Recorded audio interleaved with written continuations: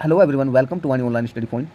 दोस्तों, आज की इस वीडियो में हम फ्लेमिंगो टेक्स्ट बुक के lesson number 2 lost spring stories of stolen childhood के शॉर्ट आंसर टाइप क्वेश्चनों का अध्ययन करेंगे। आप अपने पास एक पेन और रजिस्टर रखें ताकि आप डिफिकल्ट वर्ड के मीनिंग भी नोट कर सकें और साथ साथ जो आंसर क्वेश्चनों के हम करा रहे हैं वे भी आप नोट कर सकें। यदि आपको वीडियो की स्पीड ज़्यादा लगे तो आप अपने सेटिंग बॉक्स में जा करके स्पीड स्लो कर सकते हैं। और यदि दोस्तों आप हमारे चैनल पर नए हैं तो आप हमारे चैनल को सब्सक्राइब कर लीजिए और बेल आइकन का बटन प्रेस करके लाइक और शेयर जरूर कर दीजिए ताकि आने वाली हर एक वीडियो का नोटिफिकेशन आपको समय से मिल जाए। तो आइए स्टार्ट करते हैं। पहला क्वेश्चन है, what is Sahib looking for in the garbage dumps. Sahib कूड़े के ढेर में किसकी तलाश कर रहा है। वेयर इज ही, वह कहाँ से है। And where has he come from, और वह कहाँ से आया है। ये क्वेश्चन हो गया। इसका आंसर है, Sahib is looking for gold in garbage dumps. Sahib कचरे के ढेर में सोने की तलाश कर रहा है। ही लिव्स इन सीमापुरी, वह सीमापुरी में रहता है। He has come from Dhaka with his mother in 1971, वह अपनी माता के साथ 1971 में ढाका से आया है जो बांग्लादेश में है। ठीक है, ये इसका हिंदी अनुवाद हो गया। नेक्स्ट क्वेश्चन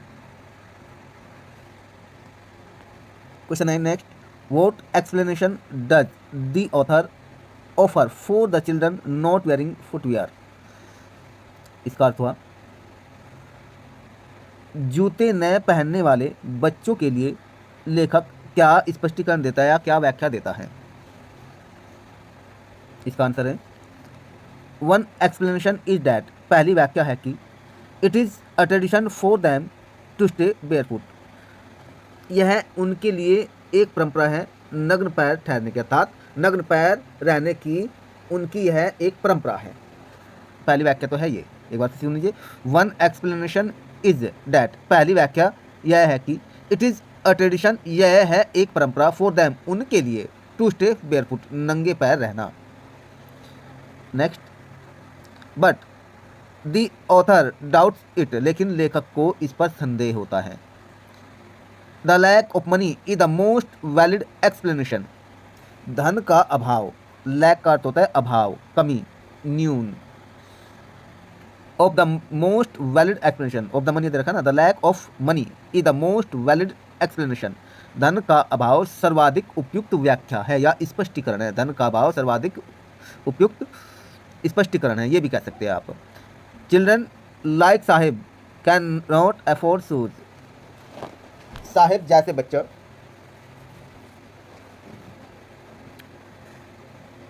जूतों का खर्च वह नहीं कर सकता है।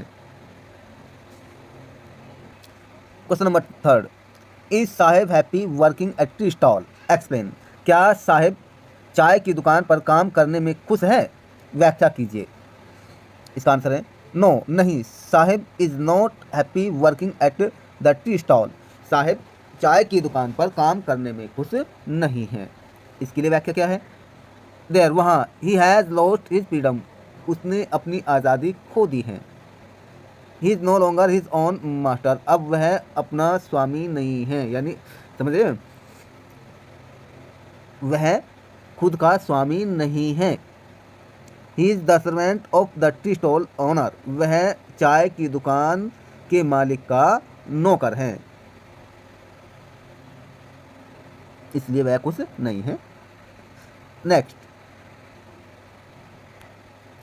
Describe the irony in sahibs name, बहुत अच्छा क्वेश्चन है ये और एग्जाम में भी ऐसे क्वेश्चन पूछ ले जाते हैं। इसका अर्थ हुआ, साहिब के नाम में व्यंग, आयरनी का अर्थ है व्यंग, दूसरा अर्थ है विडंबना, का वर्णन कीजिए। साहिब के नाम में व्यंग का वर्णन कीजिए या विडंबना का वर्णन कीजिए, ये भी कह सकते हैं, दोनों अर्थ है इसमें। Answer, Saheb full name is Saheb e Alam, Saheb का पूरा नाम साहिब ए आलम है। It means the lord of the universe, इसका अर्थ होता है ब्रह्मांड का स्वामी या विश्व का स्वामी। But the irony is that, लेकिन व्यंग यह है कि he is a rag picker, वह एक कूड़ा उठाने वाला है, वह एक कूड़ा उठाने वाला है। ही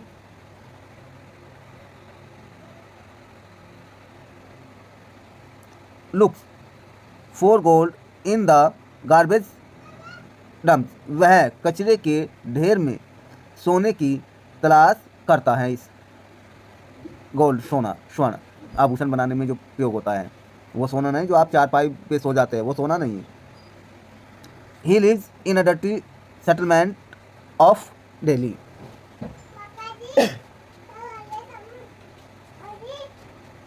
इसका अर्थ हुआ वह दिल्ली की गंदी बस्ती में रहता है। डर्टी का अर्थ होता है गंदी या मलिन, सेटलमेंट बस्ती, इलाका। Next question,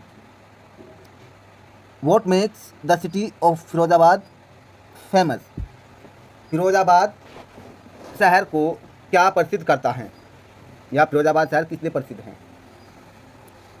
answer, Firozabad is famous for glass bangles, Firozabad कांच की चूड़ियों के लिए प्रसिद्ध हैं। यह आंसर हो जाएगा। नेक्स्ट क्वेश्चन 1 में mention the hazards of working in the glass bangles industry.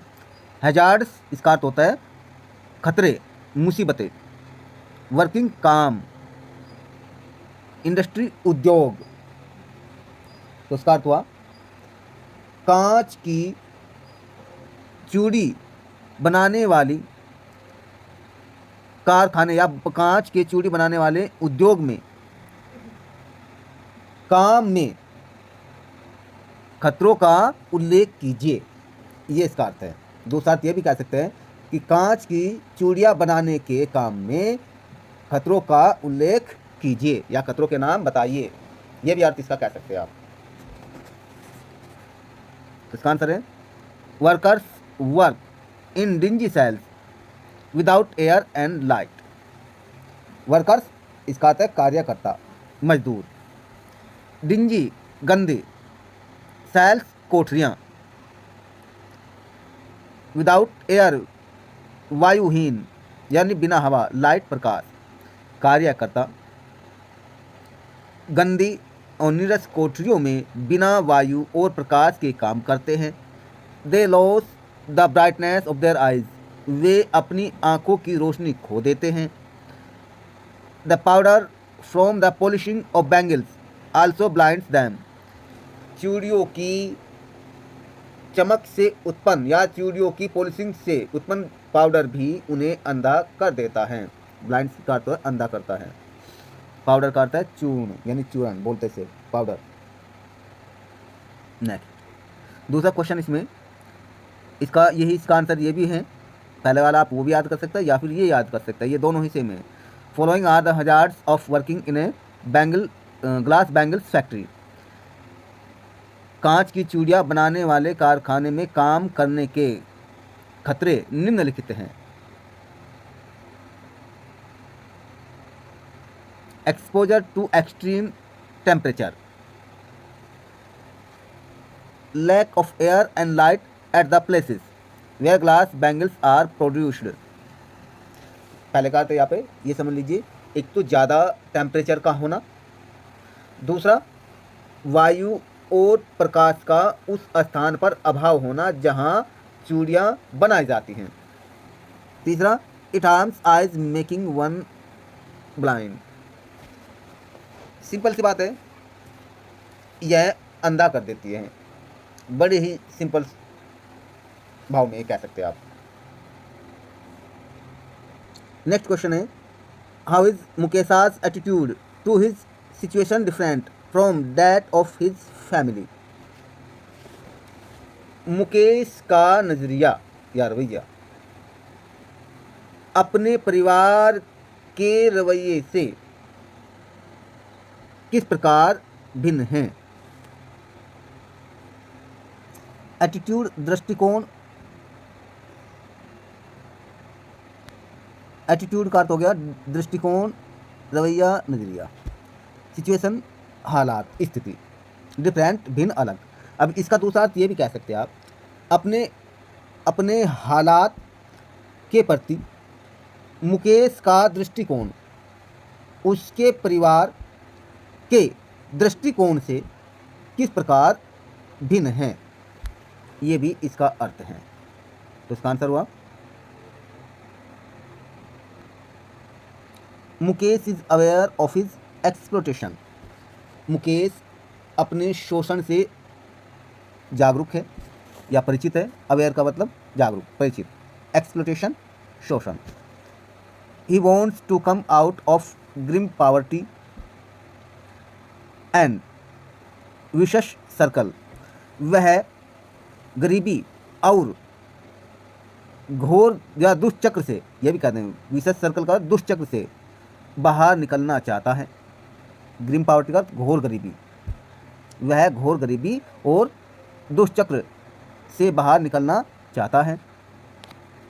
He want to become motor mechanic. वह मोटर मैकेनिक बनना चाहता है। He does not want to do the work his family do. वह उस काम को नहीं करना चाहता है जो उसके परिवार करते हैं या जो उसके परिवार वाले सदस्य करते हैं, ये भी कह सकते हैं। वह उस काम को नहीं करना चाहता है जो उसके परिवार वाले सदस्य करते हैं। 10. His attitude to his situation. इस प्रकार उसका दृष्टिकोण अपने हालात के प्रति अपने परिवार के सदस्यों के दृष्टिकोण से अलग है, ये इसका अर्थ हुआ। नेक्स्ट क्वेश्चन है वो was Sahib, what was he doing and why. Sahib कौन था, वह क्या कर रहा था और क्यों।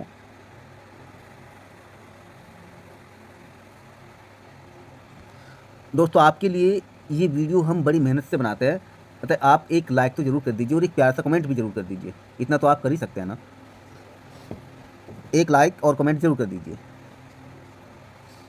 इसका आंसर हुआ Saheb was a young boy of school going age. यानी इसका अर्थ हुआ साहिब स्कूल जाने वाले लड़कों की आयु का एक नवयुवक था। He was looking for gold in the garbage dumps of the big city. वह बड़े शहर के कचरे के ढेरों में सोने की तलाश कर रहा था। He had left his home in Dhaka, Bangladesh. उसने बांग्लादेश में ढाका से अपना घर छोड़ दिया था। एंड कम, ये केम ने come, to the big city in search of living. और रोजी रोटी के लिए या जीवकोपार्जन के लिए या अस्तित्व के लिए, ये भी कह सकते हैं आप, बड़े शहर में आ गया था।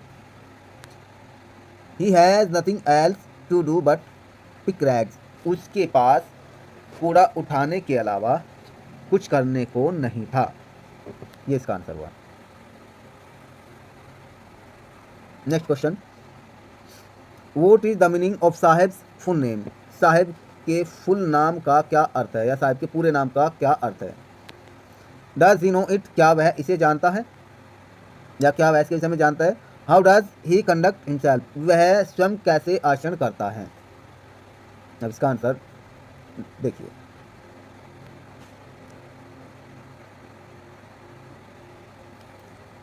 His full name is Saheb e Alam. उसका पूरा नाम साहिब ए आलम है। It means the lord of the universe, इसका अर्थ है विश्व का स्वामी। He does not know it, वह इसके विषय में नहीं जानता है। इफ ही न्यू इट, यदि वह इसके विषय में जानता। He would hardly believe it, तो वह मुश्किल से ही इस पर यकीन करता। He roams the street barefoot with other rag pickers. वह दूसरे कूड़ा उठाने वाले बच्चों के साथ नग्न पैर सड़कों पर घूमता है। रोम्स का आता घूमता है। This army of barefoot boys, नग्न पैरों वाले लड़कों की यह सेना, अपीयर्स प्रतीत होती है, इन द मॉर्निंग सुबह में, एंड डिसअपियर्स एट नून, और दोपहर के समय गायब हो जाती हैं। डिसअपियर्स गायब होती हैं, ये इसका आंसर हुआ।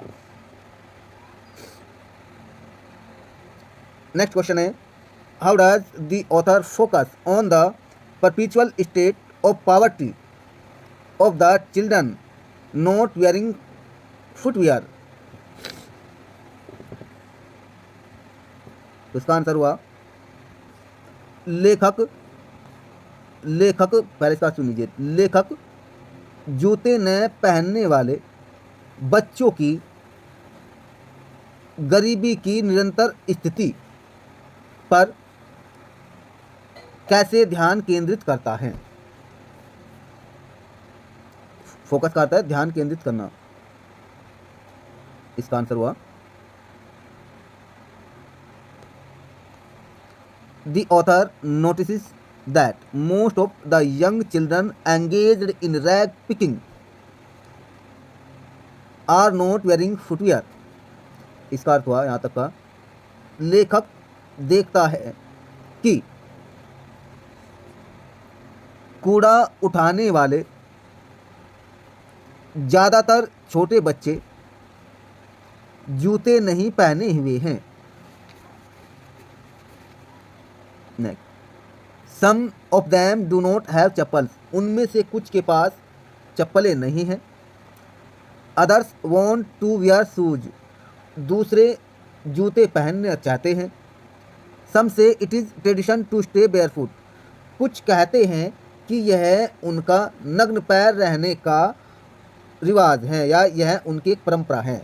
कुछ कहते हैं कि नग्न पैर रहना उनकी परंपरा है, ट्रेडिशन, परंपरा।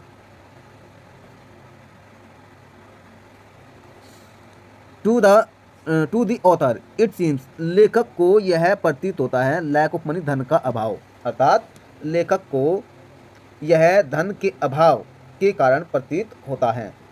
Poverty forces them to walk without footwear, poverty गरीबी उन्हें बिना जूते चप्पल चलने के लिए बाध्य करती है। फोर्सेस बाध्य करती है, मजबूर करती है, विवश करती है, लाचार करती है, बेबस करती है, कई मीनिंग हो गए इसके फोर्सेस के। Next question, where does the author find Saheb one winter morning, what explanation does Saheb offer.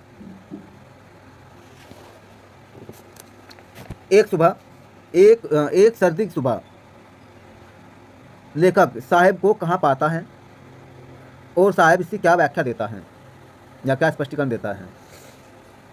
इसका answer, the author find Saheb standing by the fenced gate of a neighbourhood. इसका अर्थ हुआ लेखक साहेब को पड़ोस के क्लब के गेट के बाड़ के नज़दीक खड़ा हुआ पाता है।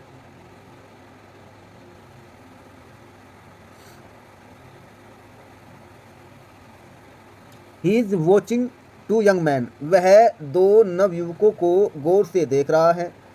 ड्रेस्ड इन वाइट, जो सफ़ेद वेशभूषा पहने हुए थे। पर यहाँ तो पहने हुए है बोलेंगे यहाँ पे। प्लेइंग टेनिस, जो टेनिस खेल रहे हैं, जो टेनिस खेल रहे थे। साहेब कहता है डैट कि ही लाइक्स द गेम, उसे खेल पसंद है। But he is content to watch it standing behind the fence, लेकिन वह दीवार के पीछे खड़ा होकर इसे देखने में ही संतुष्ट है। ही गोज इनसाइड, वह अंदर जाता है। वह नो वन इज अराउंड, जब कोई आसपास नहीं होता है। ही यूजेज द स्विंग देयर, वह वहाँ झूले का प्रयोग करता है। स्विंग का अर्थ होता है झूला यहाँ पे।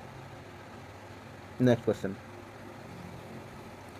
What job did Saheb take up, was he happy, Saheb ने क्या नौकरी की या क्या नौकरी ली, ये भी कह सकते हैं। जॉब का अर्थ काम भी है। क्या वह कुछ था। Saheb took up the job at a tea stall but he was not happy with it, he was no longer his own master, ये इसका आंसर हुआ। Next question, how has a dream come true for Saheb, Saheb के लिए एक स्वप्न कैसे सत्य साबित हुआ। But what is out of his reach, लेकिन वह कौन सा है जो उसकी पहुंच से दूर है। इसका answer, Saheb is wearing discarded tennis shoes, Saheb त्यागे हुए टेनिस के जूते पहने हुए हैं। One of them has a hole, उनमें से एक में सुराख है। Saheb does not bother about the hole, Saheb को सुराख से कोई परेशानी नहीं है। बोदर का मतलब चिंता, परेशानी। हॉल का मतलब होता है यहाँ पे सुराख, होल सुराख। डिस्कार्डेड त्यागे हुए, फेंके हुए, छोड़े हुए। 4-1,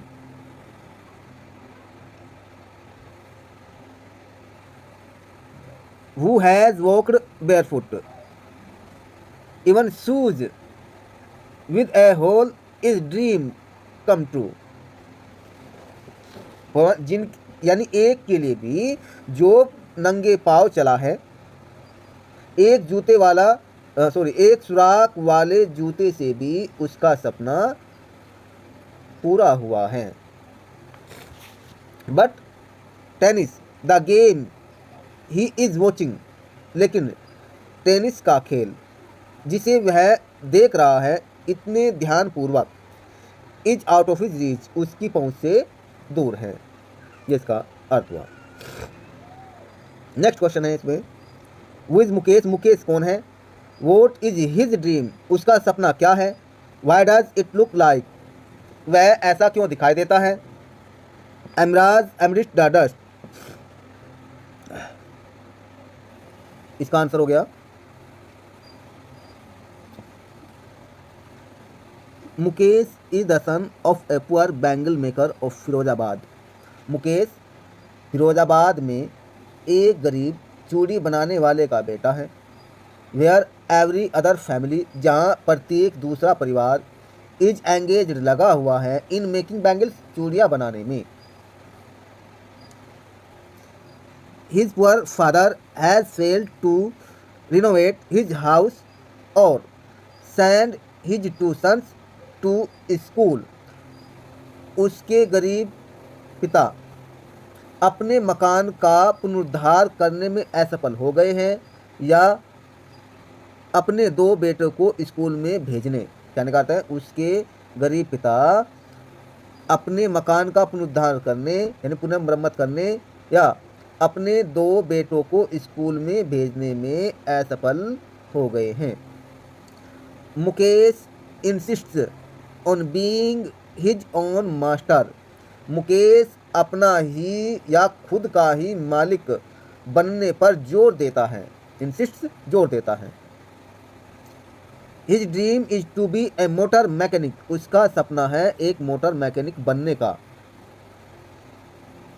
ही wants to drive a car, वह एक कार चलाना चाहता है। Given the conditions of existence,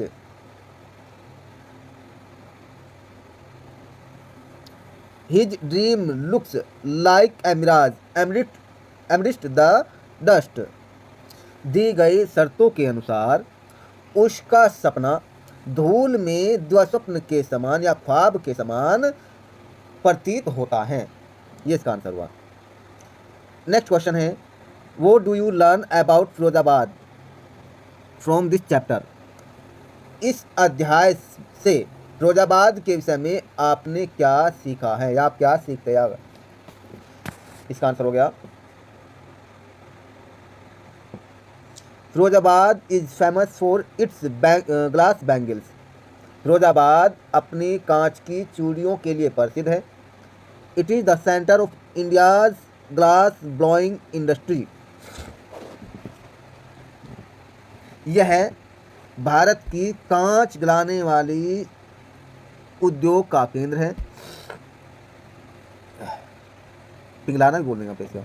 families have spent generations working around furnaces, welding glass, making bangles for all the women in the land. Every other family in Firozabad is engaged in making bangles. ये इसका answer हो जाएगा। इसका ये भी हो जाएगा और रह गया इसका, यानी पीढ़ी दर पीढ़ी परिवार, पीढ़ी दर पीढ़ी परिवार ये भी कह सकते हैं। भट्टियों में काम करने, कांच का वेल्ड लगाने और महिलाओं के लिए चूड़ियाँ बनाने में अपना सारा समय खर्च किया है। दूसरे प्रकार से क्या कह देंगे, परिवारों ने भट्टियों के आसपास काम करने, कांच का वेल्ड करने, इन द लैंड, इसका मतलब पूरे भारत में महिलाओं के लिए चूड़ियाँ बनाने में पीढ़ियाँ बिताई हैं। ये इसका दूसरा अर्थ सेंटेंस के अनुसार कहा जाएगा। Next, every other family in Firozabad में प्रत्येक दूसरा परिवार इज एंगेज्ड लगा हुआ है इन मेकिंग बैंगल्स, चूड़ियाँ बनाने में। Next question, she still has bangles on her wrist, वह अभी भी अपनी कलाई में चूड़ियाँ पहने हुए हैं। But no light in her eyes, लेकिन उसकी आंखों में प्रकाश नहीं है। What exactly does the author want to convey through this, वास्तव में लेखक इसके माध्यम से क्या दर्शाना चाहता है।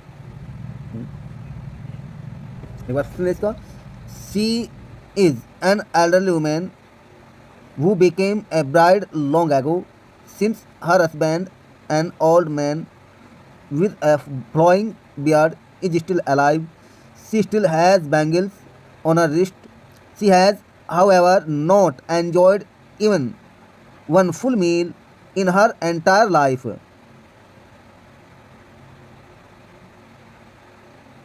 So there is no light in her eyes. This is just a comment on the abject poverty and helplessness of the bangle maker. ये इसका आंसर हुआ।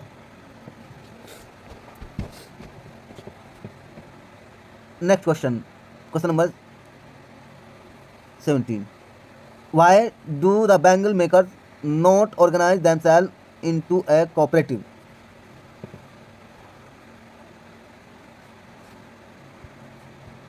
इसका अर्थ हुआ, चूड़ी बनाने वाले स्वयं को सहकारी समिति में क्यों संगठित नहीं करते हैं। इसका आंसर,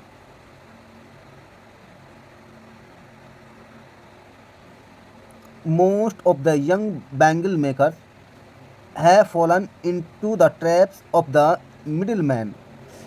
ज़्यादातर यंग चूड़ी बनाने वाले अर्थात ज़्यादातर युवा चूड़ी बनाने वाले बिचौलियों या दलालों के जाल में फंस चुके हैं। ट्रैप्स का मतलब जाल, मिडिलमैन बिचौलिए, दलाल।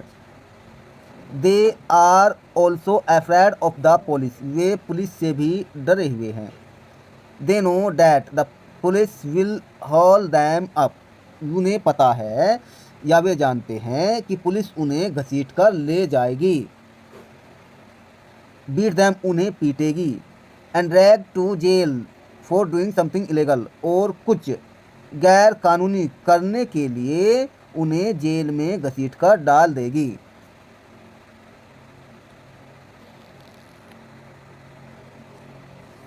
There is no leader among them to help them,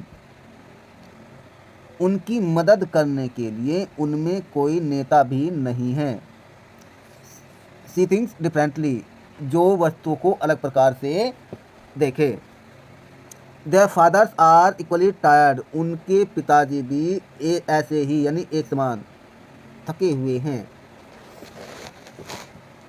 they can do nothing except carrying on their inherited business, वे अपने विरासत में मिले हुए व्यवसाय के अलावा कुछ भी नहीं जारी रख सकते हैं या कुछ भी नहीं कर सकते हैं।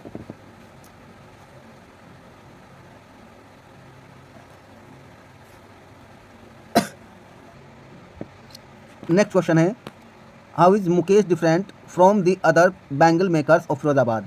मुकेश फिरोजाबाद के अन्य चूड़ी बनाने वालों से भिन्न कैसे हैं? इसका आंसर हो गया, Mukesh is quite different from other bangle makers of Firozabad because he has the courage to take initiative and break from the traditional family.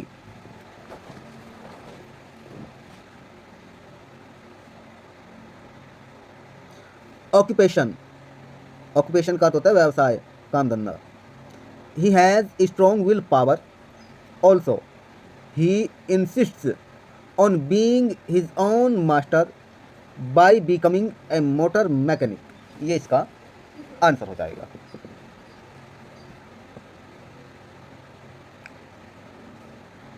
Next question, what do you think is the plight of the children born in the families of bangle makers? इसका answer, इसका अर्थ हुआ, आपकी राय में चूड़ी बनाने वाले व्यक्तियों के परिवार में जन्मे बच्चों की दुर्दशा क्या है या स्थिति क्या है? फ्लैट का मतलब दुर्दशा स्थिति. इसका answer, the vicious circle of the middle man and their allies have entrapped the poor bangle makers in their nets.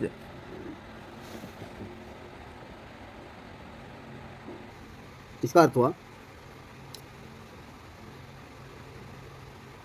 दलालों की या दलालों के दुष्चक्र और उनके सहयोगियों, कहने का था दलालों और उनके सहयोगियों के दुष्चक्र ने गरीब चूड़ी बनाने वालों को अपने जाल में फंसा लिया है. The strong hold is suffocating. Strong hold का अर्थ है गढ़, और जो उनके गढ़ हैं वे दम घोट रहे हैं. सफोकेटिंग, घुटन होना. They have imposed a heavy burden on little children. उन्होंने छोटे बच्चों पर भारी बोझ लाद दिया है. They can not put it down. वे इसे नीचे नहीं रख सकते, या इसे वे सहन नहीं कर सकते हैं. Before they are able to think they accept the baggages as naturally as their father. इससे पहले वे सोचने में सक्षम हों, वे अपने पिता के समान स्वाभाविक रूप से इस धंधे को स्वीकार कर लेते हैं. Next, what do you think is the theme of lost spring? Stories of stolen childhood. इसका आंसर, द थीम का मतलब होता है विषय वस्तु. The theme of the chapter is the grinding poverty and the tradition. पाठ की विषय वस्तु पीसने वाली गरीबी और परंपरा है. Which condemn poor children to a life of exploitation. जो गरीब बच्चों के शोषण के प्रति जीवन को धिक्कारती हैं. अर्थात जो शोषण के प्रति गरीब बच्चों के जीवन को धिक्कारती हैं या दुत्कारती हैं. The two stories taken together depict the plight of street children forced into labor early in life. दो कहानियाँ ली गई हैं सड़कों पर रहने वाले बच्चों की दुर्दशा को दर्शाने के लिए, जो प्रारंभिक जीवन में ही मजदूरी में बाध्य हो गए थे, मजदूरी करने के लिए बाध्य हो गए थे. And denied the opportunity of schooling. और स्कूल जाने के अवसर को इनकार कर दिया था। The carelessness of the society and the political class only adds to the suffering of these poor people. समाज और राजनैतिक वर्ग की निर्दयता या निष्ठुरता भी इन गरीब लोगों के कष्ट के लिए उत्तरदायी हैं या इन गरीब लोगों के कष्टों को बढ़ाती हैं, एड्स बढ़ाती हैं। कैलसनेस, निष्ठुरता।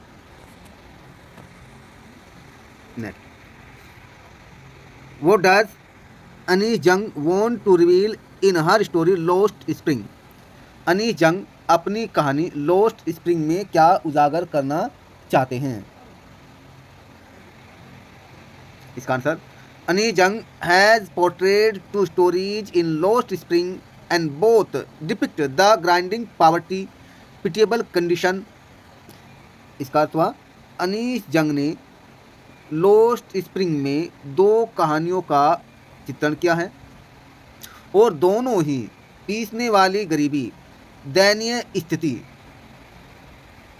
पिटिएबल कंडीशन, दयनीय स्थिति ऑफ लाइफ, जीवन की दयनीय स्थिति, एंड द अदर ट्रेडिशन, और दूसरी परंपराएं, दैट कंडेम, जो निंदा करती हैं, द चिल्ड्रन, बच्चों के, to a life of exploitation, शोषण के जीवन के प्रति।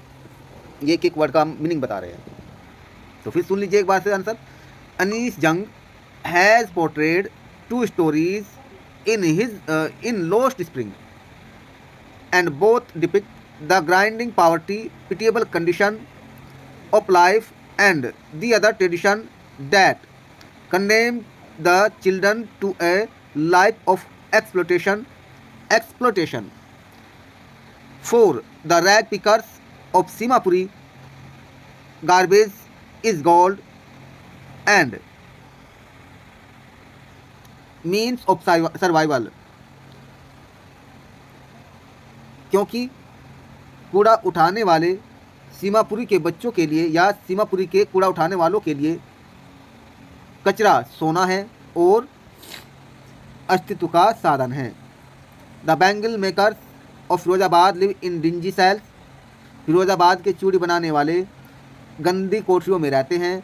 एंड स्टिकिंग लेन्स, और बुदबुदार गलियों, अर्थात फिरोजाबाद के चूड़ी बनाने वाले गंदी कोठरियों और बुदबुदार गलियों में रहते हैं। इवन आफ्टर मच टॉयल, कठिन मेहनत के बाद भी, they do not get full meal, उन्हें पूरा भोजन नहीं मिलता है। Next question, why does the author say, लेखक क्यों कहता है कि the bangle makers are caught in a vicious circle, कि चूड़ी बनाने वाले दुष्प्रवृत्ति या दुष्चक्र में फंस गए हैं। लेखक ये क्यों कहता है? इसका answer, the author says that the bangle makers are caught in a vicious circle. लेखक कहता है कि चूड़ी बनाने वाले दुष्चक्र में फंस गए हैं।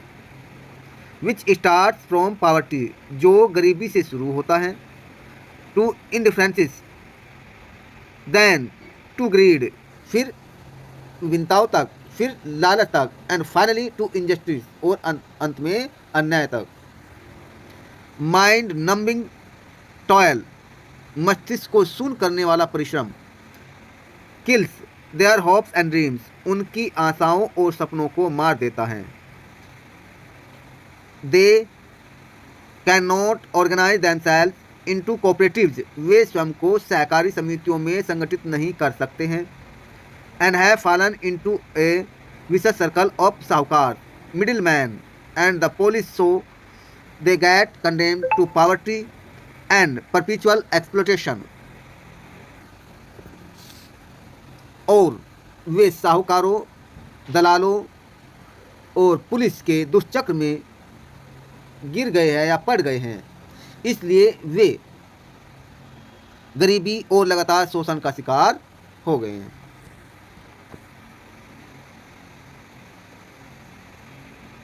नेक्स्ट, वो does the title lost spring convey. Lost spring शीर्षक क्या संदेश देता है? इसका अर्थ है, the title lost spring conveys lost spring शीर्षक बताना चाहता है हाउ कि कैसे millions of children in India, Bharat में लाखों बच्चे loss out on living the spring of their lives that is their childhood, कि कैसे भारत में लाखों बच्चे अपने जीवन के वसंत यानी अपने बचपन को जीने से वंचित रह जाते हैं। The best phase of life is lost in the hardships involved to earn their livelihood, जीवन का सबसे अच्छा चरण, बेस्ट सबसे अच्छा फेज चरण, इज लॉस्ट खो जाता है, इन द हार्डशिप कठिनाइयों में, इन्वॉल्व्ड शामिल, टू अर्न कमाना, लाइवलीहुड आजीविका रोजी रोटी, जीवन का सबसे अच्छा चरण अपनी आजीविका कमाने के लिए शामिल कठिनाइयों में खो जाता है। Poverty forces these young children to work in the most inhuman condition, गरीबी इन बच्चों को सबसे अमानवीय परिस्थितियों में, इनह्यूमन का अर्थ है अमानवीय, कंडीशन परिस्थितियों, काम करने के लिए बाध्य करती हैं, फोर्सेस का अर्थ है बाध्य करती है। एज ए रिजल्ट परिणाम स्वरूप ऑफ विच, जिसके अर्थात जिसके परिणाम स्वरूप, they miss out on the fun of childhood, वे बचपन की मस्ती से वंचित रह जाते हैं। As a result of which का अर्थ होगा जिसके परिणाम स्वरूप, दे वे मिस आउट वंचित रहते हैं, ऑफ द फन मनोरंजन से, ऑफ चाइल्डहुड बचपन के, वे बचपन के मनोरंजन से या बचपन की मस्ती से वंचित रह जाते हैं। विच हैम्पर्स, जो बाधित करती हैं, देयर ग्रोथ, उनकी उन्नति को, जो उनकी उन्नति या उनकी विकास, जो उनके विकास को बाधित करते हैं। तो ये इसका हिंदी अनुवाद हो गया। तो दोस्तों आशा करते हैं आपको वीडियो अच्छी लगी होगी। आप इस कंटेंट को वीडियो को बीच बीच में पॉज करके अपनी कॉपी में नोट कर लीजिए, आपके बोर्ड एग्जाम में बहुत हेल्पफुल रहेगा। आप चैनल को सब्सक्राइब जरूर कर लीजिए यदि आप हमारे चैनल पर नए हैं, और बेल आइकन का बटन प्रेस करके लाइक और शेयर जरूर कर दीजिए। फिर मिलते हैं नई वीडियो में नए कंटेंट के साथ। जय हिंद।